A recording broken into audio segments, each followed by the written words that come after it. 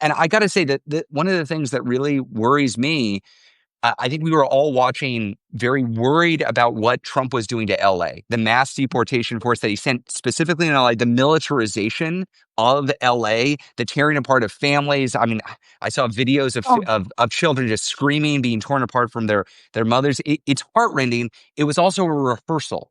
It was a yeah. rehearsal. Why hasn't ICE been doing to LA? Why haven't they been doing to the rest of the country what they've been doing in LA? One simple reason: they haven't had the money. They haven't had the money yet.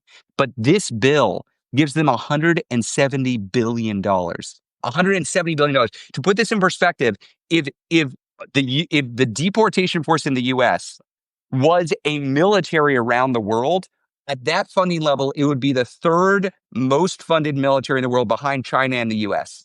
It is a That's level of insane. military, it's a level of spending at the level of the Russian military, and we're giving it to this secret police force that's tearing families apart. And they're going to replicate what they're doing in LA all across the country, in New York City, in Chicago, in Seattle, in Austin. They're going into blue cities in order to tear families apart. That's their goal, and they've said as much. The head of ICE that has said, "You just wait until we get our money."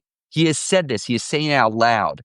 Yeah, This is terrifying stuff. This isn't typical conservative policies. This isn't like, let's give tax cuts for billionaires a haircut, or let's trim around right. the edges of the program. This is a one of the biggest pieces of it's the biggest piece of legislation I've ever seen. It's Yeah.